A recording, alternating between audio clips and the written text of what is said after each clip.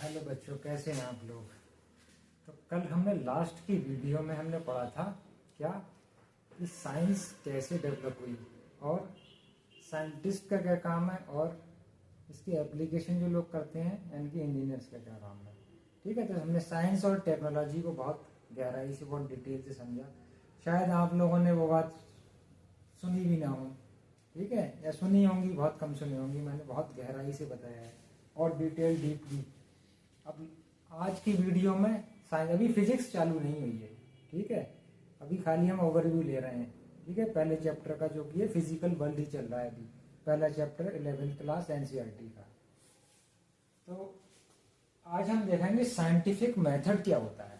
Scientific method होता है कि किसी भी नेचुरल इवेंट पे कोई काम कर रहा है, उसको जानना चाह रहा है, उसका बिहेवियर कैसा है, वो घटना, वो इवेंट क्यों घटित हो रही है, ठीक है, कि क्यों, कैसे और कब, इन सवालों का जवाब जानने के लिए यानी कि रिसर्च का एक तरीका होता है, हर एक काम करने का एक तरीका होता है।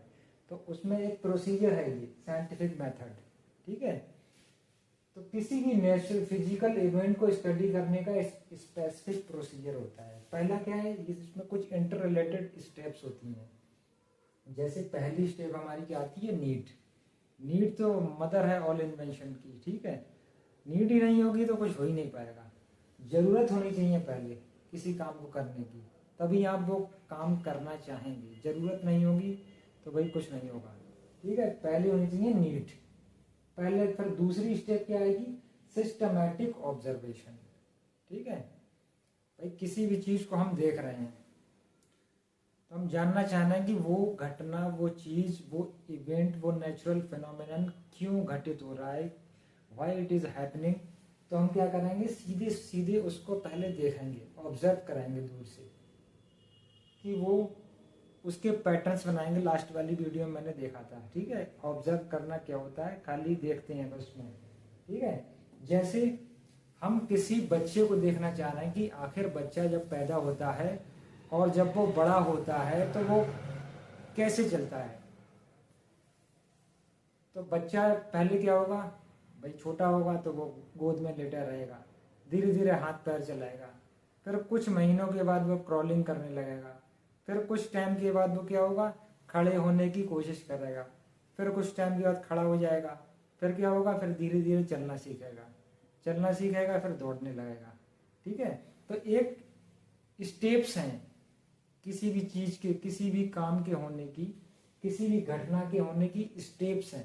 ठीक है, जैसे सूरज निकलता है तो सूरज क्या होगा, पहले थोड़ा थोड़ा थोड़ा लाइटिंग आएगी, उजाला आएगा, फिर थोड़ी थोड़ी रेडनेस आएगी आसमान में, फिर सूरज निकलेगा। ठीक है, फिर एक अपना चक्कर लगाएगा, ऊपर आएगा, सिर के ऊपर आ जाएगा, फिर पश्चिम दिशा में जाएगा, फिर डूब जाएगा। यही तो कहते हैं ना, डूबता आखिर वो है नहीं, वो चक्कर लगा रही है अर्थ। तो वो जो सामने पड़ जाता है पार्ट, उसमें उसका लाइट आ जाती है, जो उसके पीछे पड़ जाता है उसमें अंधेरा हो जाता है। ठीक है, खैर वो हम नहीं डिस्कस कर रहे हैं, जियोग्राफी नहीं पढ़ रहे हैं हम लोग। तो इसमें ऑब्जर्वेशन में हमें ऑब्जर्व कर रहे हैं किसी भी चीज को, तो इसमें ऑब्जर्वेशन में हमें मिलता है क्या है, हमें डाटा मिलता है, डाटा कलेक्ट कर पाते हैं हम किसी भी घटना के घटित होने को, किसी नेचुरल फिनोमिनन के होने की सारी A to Z इंफॉर्मेशन हम ले लेते हैं कि वो क्यों घटित हो रही है, कैसे घटित हो रही है, कब घटित हो रही है। ठीक है, तो इसमें एक वेल ऑर्गेनाइज डाटा हमें मिल जाता है। फिर हम उस डाटा के ऊपर देख सकते हैं, गौर कर सकते हैं। ठीक है, केयरफुली इसको एग्जामिन कर सकते हैं। फिर तीसरा स्टेप क्या आता है, कंट्रोल्ड एक्सपेरिमेंट। ये इंपॉर्टेंट है। कंट्रोल, भाई एक्सपेरिमेंट्स तो आपने सुना होगा, मगर इसमें एक वर्ड लग गया है कंट्रोल्ड। ठीक है, कंट्रोल, मैं एक एक वर्ड पूरा एक्सप्लेन करता चलूंगा एनसीईआरटी का, एकदम पूरे परतें खोल देंगे एनसीईआरटी की। ठीक है, एक्सपेरिमेंट्स तो आपने सुने होंगे, एक्सपेरिमेंट हम सब लोग करते हैं लैब में, आप भी करते होंगे, स्कूल में मैंने भी किए हैं, इंजीनियरिंग कॉलेज में हमारी बहुत लैब होती थी। तो एक्सपेरिमेंट्स तो हमने सारे ने किए हैं, मगर कंट्रोल एक्सपेरिमेंट, ये वर्ड लगा हुआ है कंट्रोल, इसका मतलब क्या है। ठीक है, कंट्रोल्ड एक्सपेरिमेंट का मतलब है कि हम कंट्रोल एक्सपेरिमेंट में कुछ जैसे वेरिएबल लिए जाते हैं, कुछ वेरिएबल लिए जाते हैं कि भाई हम देख रहे हैं। अभी मैं इस एक्सपेरिमेंट से समझाऊंगा कि वेरिएबल्स कैसे लिए जाते हैं। तो वेरिएबल्स लिए जाते हैं, एक वेरिएबल, चार मान लो 4 वेरिएबल है हमारे एक्सपेरिमेंट में, किसी भी एक्सपेरिमेंट जो हम कर रहे हैं, परफॉर्म कर रहे हैं, 4 वेरिएबल हैं। 4 में से एक को पहले कांस्टेंट रखते हैं, एक को वेरी करते हैं, बाकी जो 3 बचे उनको कांस्टेंट रखते हैं। फिर दूसरे को पकड़ेंगे, बाकी के 3 को कांस्टेंट रख देंगे। फिर तीसरा वेरिएबल पकड़ेंगे, बाकी के 3 को कांस्टेंट रखेंगे।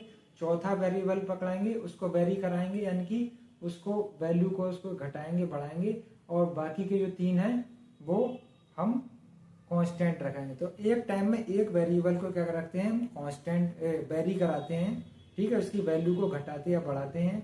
और बाकी के जो 3 वेरिएबल हैं उसको हम क्या रखेंगे, कांस्टेंट रखेंगे। और उस जिस वेरिएबल को हम वेरी करवा रहे हैं, जिसकी वैल्यू हम घटा बढ़ा रहे हैं, उसका हम इफेक्ट, उसका असर देखते हैं बाकी के 3 वेरिएबल पे, ठीक है, कि उस स्पेसिफिक वेरिएबल के घटाने बढ़ाने से बाकी के 3 वेरिएबल पर क्या असर पड़ रहा है, क्या उनकी वैल्यूज पर इफेक्ट पड़ रहा है, ये हम देखते हैं। इसीलिए इसको कहते हैं कंट्रोल एक्सपेरिमेंट।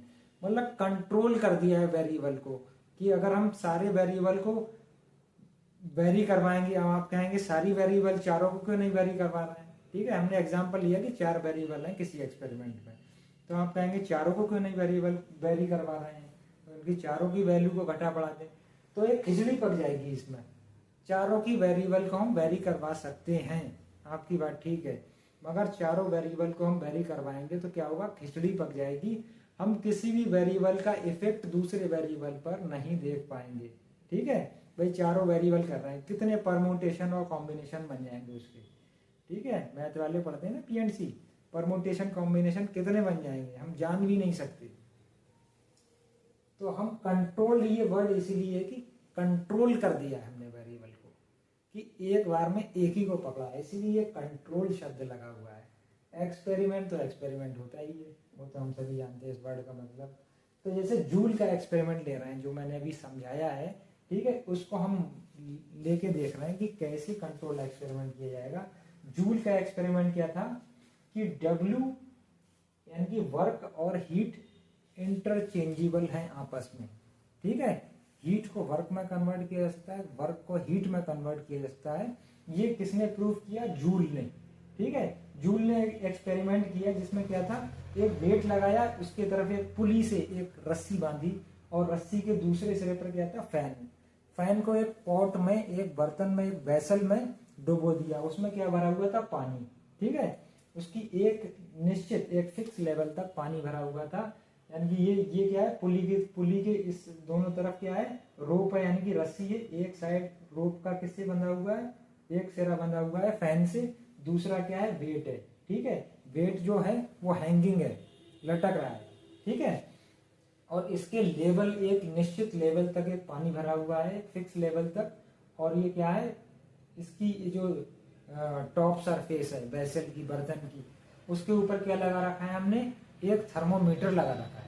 थर्मोमीटर मतलब टेम्परेचर नापता है, थर्मोमीटर तो टेम्परेचर ही नापेगा ना।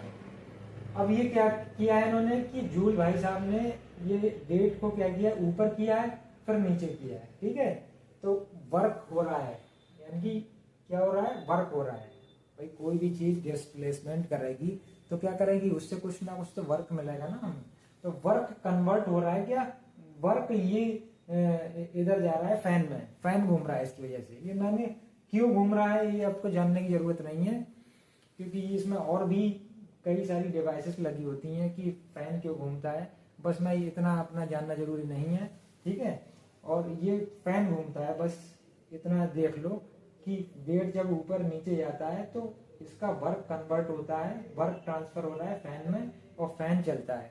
और फैन जब चलेगा पानी में वही फैन चलेगा तो क्या होगा, पानी का टेम्परेचर बढ़ जाएगा। आप अपने गालों में पानी भर लो, ठीक है, और उसको इधर उधर कर दो गालों में, खूब तेजी से पानी चलाओ, ठीक है, ठंडा पानी होगा, थोड़ी देर में क्या होगा, पानी गर्म हो जाएगा।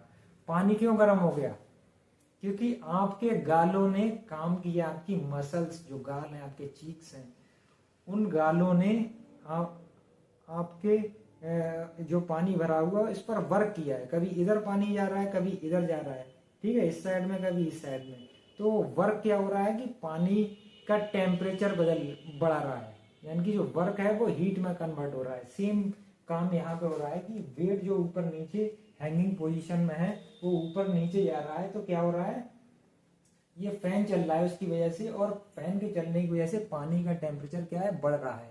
यानी कि ultimately we can say that the work is going to convert into heat of the water, ठीक है। और ये थर्मोमीटर क्या है, यहाँ पे टेम्परेचर दिखा रहा है कि पानी का टेम्परेचर फैन के चलने से कितना बढ़ गया है, ठीक है। तो इन्होंने क्या किया, इन्होंने कुछ वेरिएबल्स लिए। वेरिएबल्स कैसे लेंगे भाई, वेरिएबल जो मैंने बताया ना अभी, 4 वेरिएबल लिए, एक को बड़ा एक को वेरी कर रहे हैं, बाकी को कांस्टेंट रख रहे हैं। अब देखो इन्होंने कैसे किया है कि वेरिएबल यहाँ से छाट दिए इन्होंने, वेरिएबल अपने आप सामने आएंगे, कोई एक्सपेरिमेंट करोगे तो खुद ही वेरिएबल सामने आएंगे। पानी का टेम्परेचर गर्म हो रहा है, हीट आ गई पिक्चर में, ठीक है। वेट ऊपर नीचे जा रहा है यानी कि वर्क हो रहा है, डब्ल्यू आ गया, ठीक है। मेन वेरिएबल ही यही है। अब इन्होंने कुछ एजम्पशन मानी, जैसे टेम्परेचर हमारा क्या है, रूम जिसमें ये एक्सपेरिमेंट परफॉर्म किया जा रहा है उसका रूम का टेम्परेचर कितना है, 25 डिग्री माना है। ज्यादातर आप बुक्स में देखेंगे 25 डिग्री टेम्परेचर माना जाता है, एक एजम्पशन ली जाती है। भाई हमारे यहाँ तो कभी नहीं होता इंडिया में 25 डिग्री, सिर्फ दिसंबर, जनवरी, फरवरी या नवंबर में होता होगा, बाकी तो 8 के 8 महीने 25 से ऊपर ही रहता है, क्योंकि यहाँ गर्म देश है तो 8 महीने टेम्परेचर 25 से ज्यादा ही रहता है। ये क्या है, सारे यूरोपियन कंट्रीज और अमेरिकन साइंटिस्ट के ये डाटा है। वहां पर ठंडे देश हैं तो ज्यादातर वहां पर टेम्परेचर क्या रहता है घरों का 25 डिग्री है इसके आसपास। तो यहाँ पे इसलिए एवरेज टेम्परेचर ये नाम एज्यूम करते हैं, मानते हैं कि माना रूम का टेम्परेचर 25 डिग्री है। आपने देखा होगा कई सारी बताऊँ, इसलिए नापते हैं क्योंकि ये एक्सपेरिमेंट इंडिया के नहीं है, ये सारे एक्सपेरिमेंट यूरोप या फिर यूएस या फिर कहीं भी, मतलब जो भी ठंडे देश है वहां के हैं, ठीक है। तो और भी है एनवायरमेंटल ह्यूमिडिटी, इन्होंने इन सारे वेरिएबल्स को नेग्लेक्ट कर दिया, जो मेन वेरिएबल्स थे उनको ले लिया, ठीक है। अब हम क्या करते हैं, ये तो हो गया जूल का एक्सपेरिमेंट। अब तीसरी स्टेप क्या थी, अब मैंने ये समझाया कि कंट्रोल एक्सपेरिमेंट कैसे करते हैं, ठीक है, और उससे वेरिएबल कैसे छापते हैं। आपको ज्यादा कुछ समझना नहीं है, बस ये समझ लो कि साइंटिस्ट कैसे काम करते हैं। मैंने एकदम 0 लेवल से साइंस को समझाया है आपको, पिछली वीडियो देखना, मैंने 0 लेवल से शुरुआत की है एकदम। कोई भी जैसे साइंस आती नहीं होगी तो वो भी साइंस सीख जाएगा, ठीक है। मैंने कोशिश की है, मुझे कुछ क्या आता है, थोड़ा बहुत ही आता है बस। तो क्यू अब आ गई फोर्थ स्टेप। फोर्थ स्टेप में क्या होगा, रीजनिंग कराएंगे, यानी कि जो हमने एक्सपेरिमेंट्स किए हैं, रीजनिंग मतलब तर्क लगाना, फैसला करना कि हमने जो एक्सपेरिमेंट किए हैं वो ट्रू है या फॉल्स है, वो सही भी है या गलत है, कि हम ऐसे ही टाइम खराब करते जा रहे हैं, ठीक है। रीजनिंग लगाएंगे, अगर वो ट्रू है, ठीक है, अगर वो सत्य है वो एक्सपेरिमेंट, तो 5वीं स्टेप पर जाते हैं जिसको कहते हैं मैथमेटिकल मॉडलिंग, ठीक है। मैथमेटिकल मॉडलिंग से आपका क्या मतलब है कि मैथमेटिकल मॉडल बनाना, ठीक है। मैथमेटिकल मॉडल कैसे बनता है, फॉर्मूलों की फॉर्म में। भाई फॉर्मूले, जो एक्सपेरिमेंट आपने किया है उसको मैथमेटिकल लैंग्वेज में लिखना, ठीक है। तभी फिजिक्स के जितने भी लॉ हैं वो सारे के सारे किस में लगे जाते हैं, मैथमेटिक्स की फॉर्म में लगे जाते हैं, फॉर्मूले की फॉर्म में, उसको कहते हैं मैथमेटिकल मॉडलिंग। अब इन्होंने जूल ने जो एक्सपेरिमेंट किया उसमें वेरिएबल्स थे हीट, टेम्परेचर और वर्क। तो इन्होंने मैथमेटिकल मॉडलिंग में जो जितने भी वेरिएबल लिए थे उनमें उनके बीच में रिलेशन देखते हैं हम कि इनमें क्या रिलेशन हो सकता है। तो जूल ने W और Q के बीच में क्या रिलेशन निकाला, W इक्वल टू JQ, ठीक है। W कन्वर्ट होता है Q में, Q भी कन्वर्ट हो सकता है W में। Heat and work interchangeable to each other, ठीक है। यहाँ पर J लिया है, ये मैकेनिकल इक्विवेलेंट इसको कहते हैं, ठीक है। यानी कि पूरी की पूरी हीट, तो वर्क तो हीट में कन्वर्ट हो सकता है, हीट क्या है, वर्क में पूरी की पूरी कन्वर्ट नहीं हो पाती, इसलिए इसको बैलेंस करने के लिए हम मैकेनिकल इक्विवेलेंट एक कांस्टेंट को लगाते हैं। जब हम थर्मोडायनामिक्स पढ़ेंगे तो इसको डिटेल में पढ़ेंगे, ठीक है। यहाँ सारे चैप्टर डिटेल में ही पढ़ेंगे, एकदम रिसर्च करके, ठीक है। अब क्या करते हैं हम, छठी जो प्रोसेस है उसको करते हैं हम, छठा जो स्टेप है उसमें करते हैं predict, verification and modify. Predict में क्या करते हैं कि ये जो कोई भी नेचुरल इवेंट है जिसको हम स्टडी कर रहे हैं इस साइंटिफिक मेथड से, किसी भी नेचुरल इवेंट को, तो वो क्या घटना है, वो कोई नेचुरल इवेंट या नेचुरल फिनोमेना वो भविष्य में भी होता रहेगा या फिर नहीं होगा, ठीक है। प्रेडिक्ट मतलब भविष्यवाणी करना कि वो भविष्य में होता रहेगा कि नहीं होगा। भाई कल सूरज आज निकला है, कल निकलेगा कि नहीं निकलेगा, ठीक है। इंद्रधनुष बनता है बरसात के मौसम में, तो क्या गर्मियों में बनेगा या सर्दियों में बनेगा कि नहीं बनेगा, तो प्रेडिक्ट करना है इन चीजों को, ठीक है। यहाँ पर ये इन्होंने जूल ने लिया है कि W कन्वर्ट हो रहा है किसमें, हीट में, ये वर्क कन्वर्ट हो रहा है हीट में, तो ये हमेशा होता रहेगा कि नहीं होता रहेगा।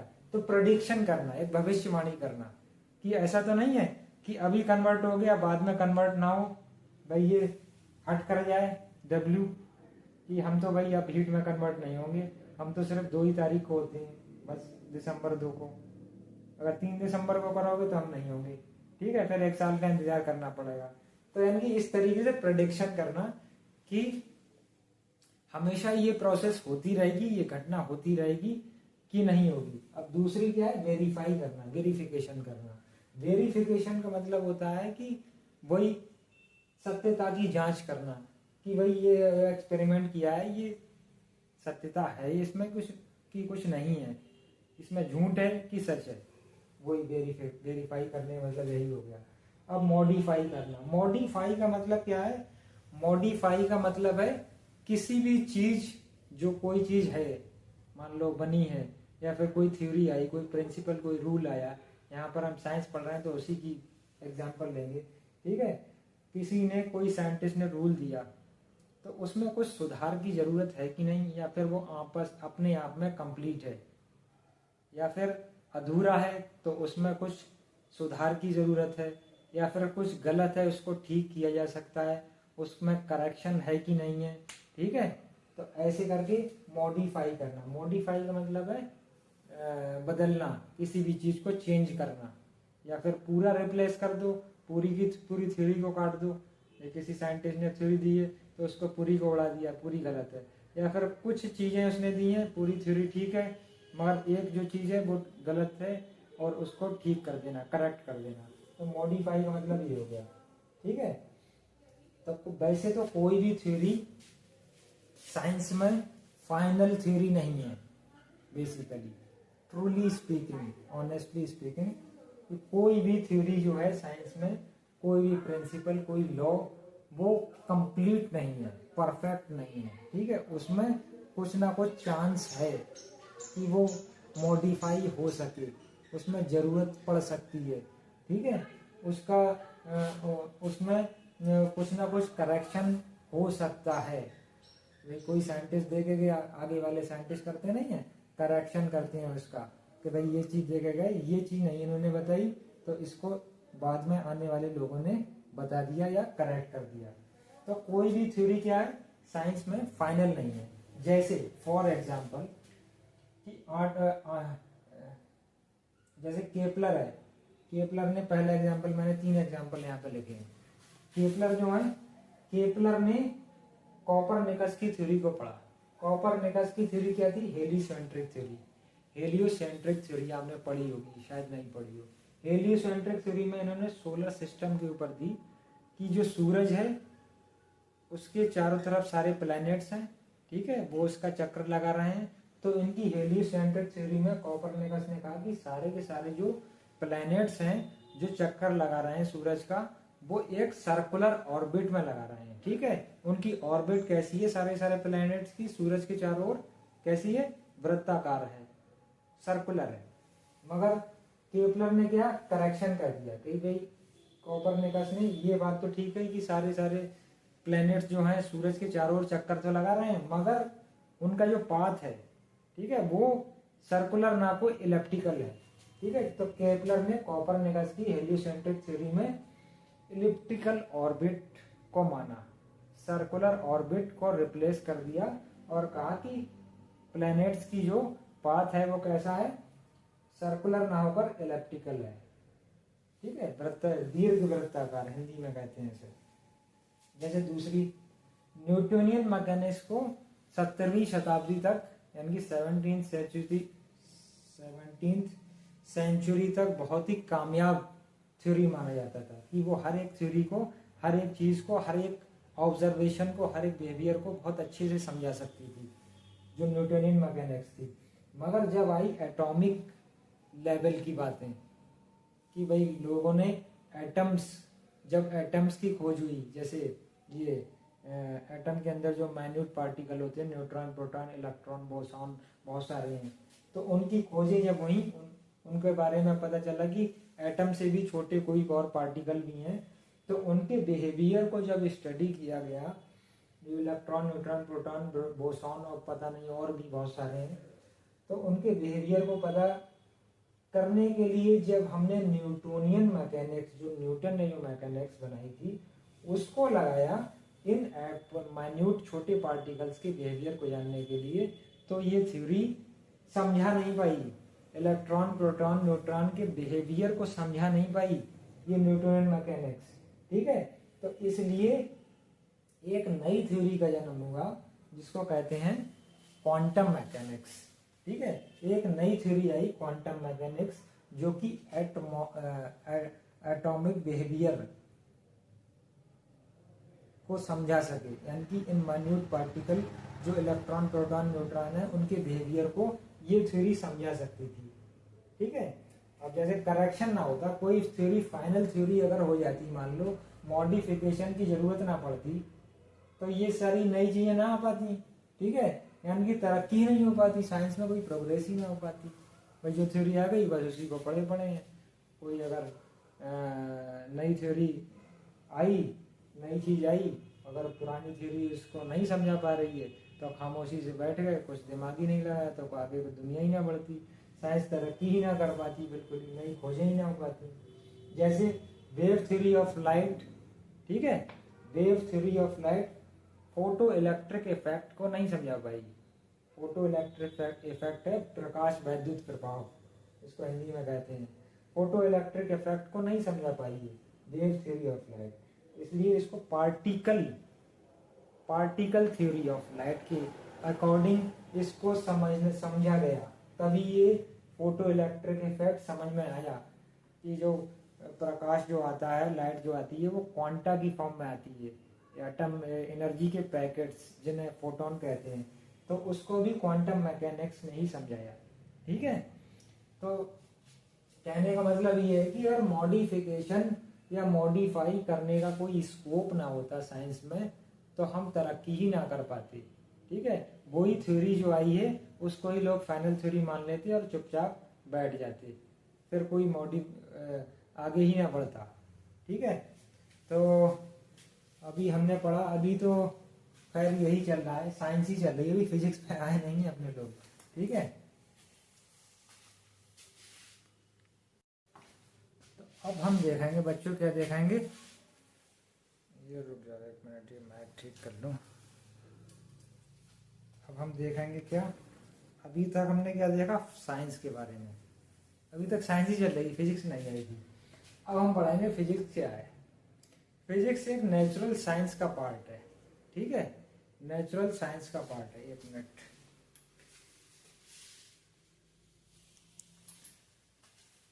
तो फिजिक्स क्या है, एक नेचुरल साइंस का पार्ट है। नेचुरल साइंस कौन कौन सी आती हैं, जैसे बायोलॉजी, एनवायरमेंटल साइंस, केमिस्ट्री, ये सारी कैसी नेचुरल साइंसेस हैं, प्राकृतिक विज्ञान है, जिसमें प्रकृति का अध्ययन होता है, जिसमें नेचर की स्टडी होती है, उसको कहते हैं नेचुरल साइंस। जैसे एनवायरमेंटल साइंस, ये भी क्या है, नेचुरल साइंस का एक पार्ट ही है। ऐसे ही फिजिक्स है। फिजिक्स की कोई एग्जैक्ट डेफिनेशन नहीं है, इसकी भी जरूरत भी नहीं है, मगर मेरे हिसाब से जो डेफिनेशन बनती है सरल शब्दों में, इजी वर्ड्स में, ठीक है, बुक्स में तो कुछ और भी है, मेरे हिसाब से तो यही है कि study physics is the study of nature, nature की स्टडी ही करना फिजिक्स है, ठीक है।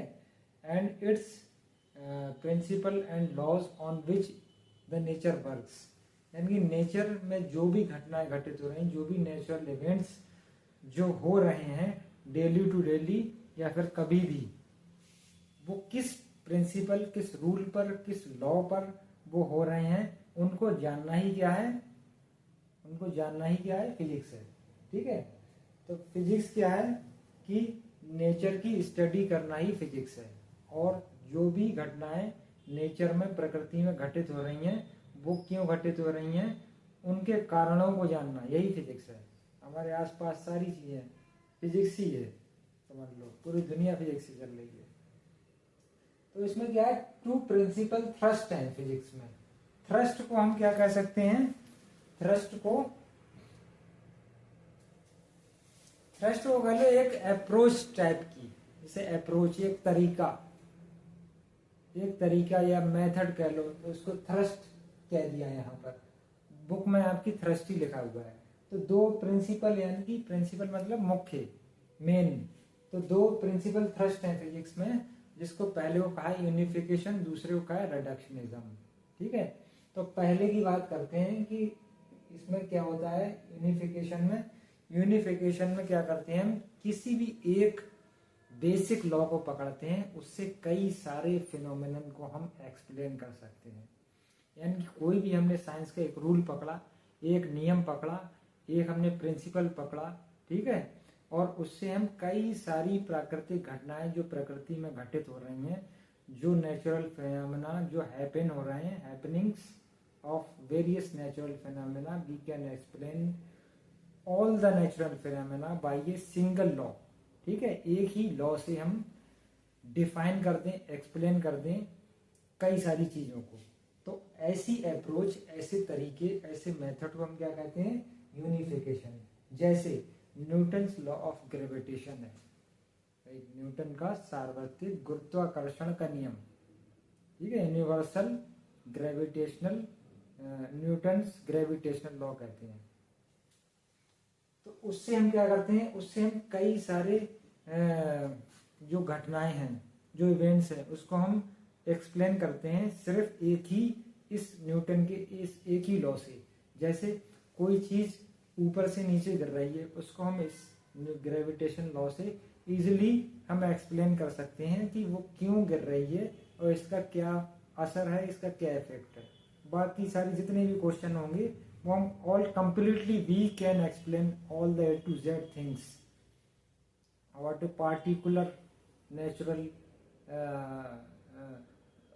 about a particular body that is free falling from certain height, ठीक है, due to the gravity of earth that is pulling by that object towards its center, ठीक है।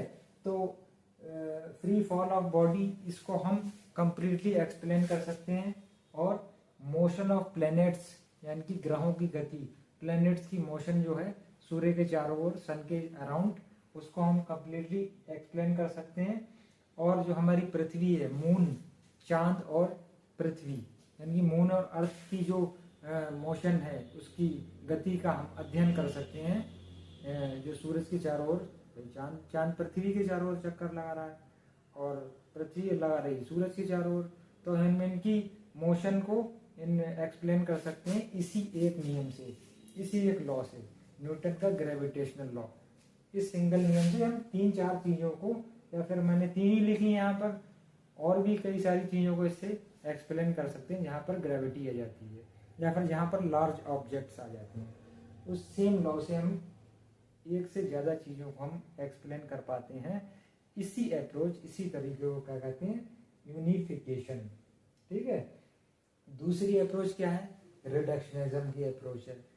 इसमें क्या करते हैं कि कोई भी बिगर प्रॉब्लम है, बहुत बड़ी कोई प्रॉब्लम है, या फिर बहुत ही कॉम्प्लेक्स कोई सिस्टम है, बहुत जटिल कोई, ठीक है, जटिल जिसको समझना आसान नहीं है, तो उसको हम क्या करते हैं, छोटे छोटे पार्ट्स कर देते हैं और हर एक पार्ट को स्टडी करते हैं, यानी कि कॉन्स्टिट्यूएंट्स, इसके भागों को, इसके हिस्सों को जो हमने अलग अलग किए हैं, उसको हम स्टडी करते हैं, फिर उनको हम बाद में सारे पार्ट्स को जोड़ देते हैं, तो हमें पूरा वो जो कॉम्प्लेक्स जो सिस्टम है उसकी हमें वर्किंग, उसका बिहेवियर सारा कुछ समझ में आ जाता है।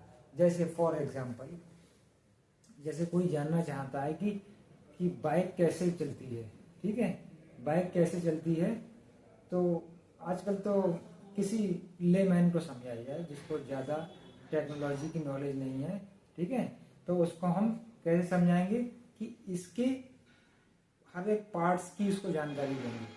जैसे इंजन का क्या काम है, कार्बोरेटर का क्या काम है, गियर बॉक्स का क्या काम है, ठीक है, चैन स्प्रोकेट का क्या काम है, कैन शाफ्ट का क्या काम है, ठीक है, और रेडिएटर का क्या काम है, ठीक है, और ब्रेक्स का क्या काम है, क्लिच की फंक्शनिंग क्या है, ये सारे क्या हैं, बाइक्स के पार्ट हैं।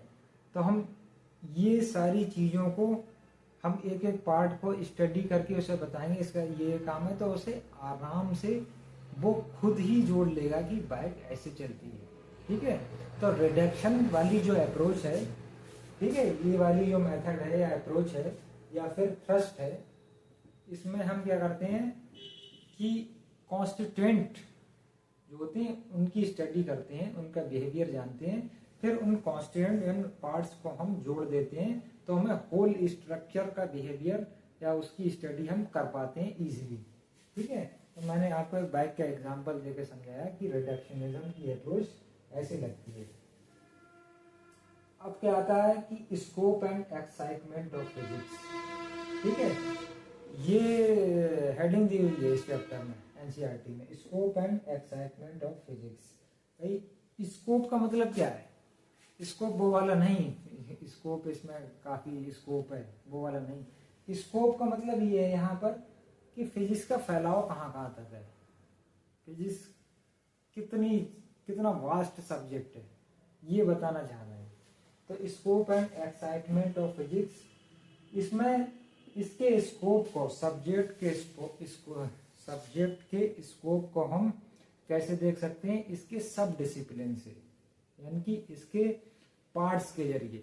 जैसे फिजिक्स भी तो पार्ट्स से ही मिलके बनी है ना भाई, क्वांटम मैकेनिक्स है, न्यूटोनियन मैकेनिक्स है, थर्मोडायनामिक्स है और इलेक्ट्रोमैग्नेटिक्स है, इलेक्ट्रोडायनामिक्स है, भाई इसके पार्ट्स ही तो हैं फिजिक्स के ये, ठीक है। तो इनके ये सब डिसिप्लिन हो गए फिजिक्स के, तो इनके जरिए हम जान सकते हैं कि स्कोप क्या है फिजिक्स का। मगर इन सब डिसिप्लिन्स को दो कैटेगरी में हमने बांट दिया है। कौन कौन सी? दो डोमेन्स का मतलब कैटेगरी, यानी कि जितने भी ये सब डिसिप्लिन से जो मैंने बताया कि ऑप्टिक्स, थर्मोडायनामिक्स, इलेक्ट्रोडायनामिक्स, इन सारे सब डिसिप्लिन्स को हमने बांट दिया है किसमें? दो डोमेन्स में, दो पार्ट्स कह लो, दो कैटेगरी कह लो। पहली कैटेगरी है मैक्रोस्कोपिक और दूसरी है माइक्रोस्कोपिक। ध्यान रखना नाम का थोड़ा, ये है पहले में, दूसरे में आई है। ये में है मैक्रो और दूसरे में है माइक्रो, ठीक है। मैक्रो है और माइक्रो है। तो मैक्रो में जहां पर ए आ जा रहा है, यानी कि मैक्रो में हम बड़ी बड़ी चीजें रखी हैं, वो थ्योरी इसमें है, वो सब डिसिप्लिन, वो सब्जेक्ट है यहाँ पर माइक्रोस्कोपिक में, कि जहाँ पर चीजें बड़ी बड़ी हैं जो हम अपनी आंखों से दिखाई दी जा सकती हैं, ठीक है।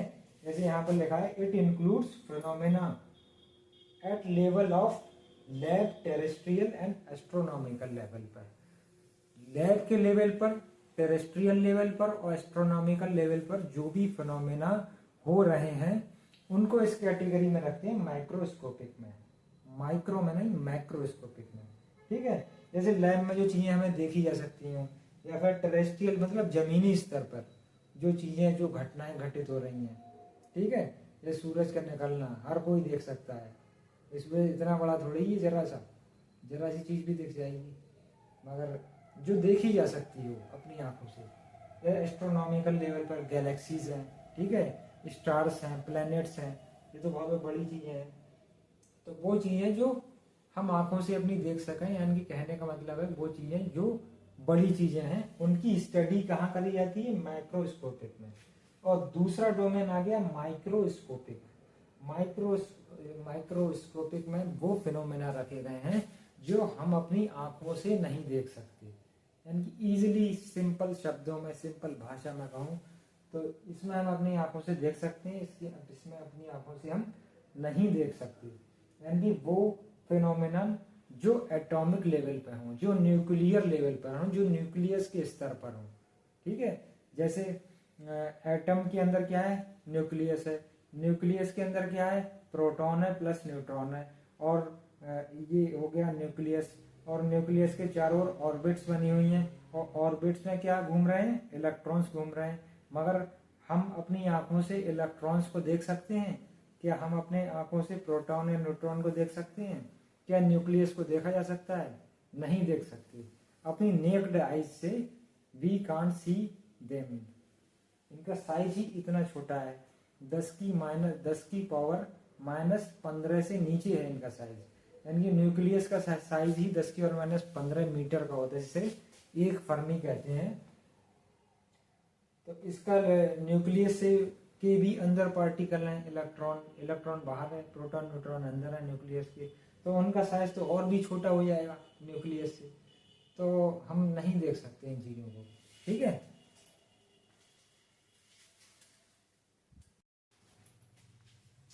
तो जैसे हम 2 डोमेन्स की बात कर रहे थे, माइक्रोस्कोपिक और मैक्रोस्कोपिक।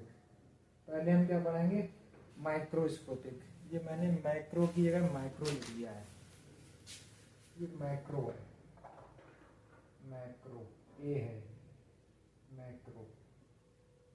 मैक्रो मैक्रो मतलब बड़ा, जिन्हें आंखों से देखा जा सकता है। माइक्रो मतलब छोटा, जिन्हें आंखों से देखा नहीं जा सकता। इसमें कौन कौन से सब डिसिप्लिन्स आते हैं मैक्रो में? क्लासिकल फिजिक्स पूरी आती है। क्लासिकल फिजिक्स मतलब पुरानी वाली फिजिक्स। क्लासिकल का मतलब क्या होता है, पुराना। तो क्लासिकल फिजिक्स में क्या क्या आता है, जैसे मैकेनिक्स आ गई, ऑप्टिक्स आ गई, थर्मोडायनामिक्स आ गई, इलेक्ट्रोडायनामिक्स आ गई। जैसे मैकेनिक्स, अगर हम इनके भी अंदर जाएं तो फिर क्या होगा, मैकेनिक्स पूरी की मैकेनिक्स न्यूटन ने लिख दी है, पूरी मैकेनिक्स। शुरू के जो 10 चैप्टर हैं आपके 11th क्लास में, पूरी न्यूटोनियन मैकेनिक्स है। शुरू के अभी 10 चैप्टर जब मैं पढ़ाऊंगा, वो पूरी न्यूटोनियन मैकेनिक्स है। वो किसके ऊपर है, सिर्फ 2 लॉज के भी ऊपर। Newton law of motion, NLM मैंने लिख दिया शॉर्ट में, न्यूटन लॉ ऑफ मोशन और न्यूटन लॉ ऑफ ग्रेविटेशन। ये 2 लॉ के ऊपर पूरी की पूरी। 1 मिनट माइक चेक कर लूं।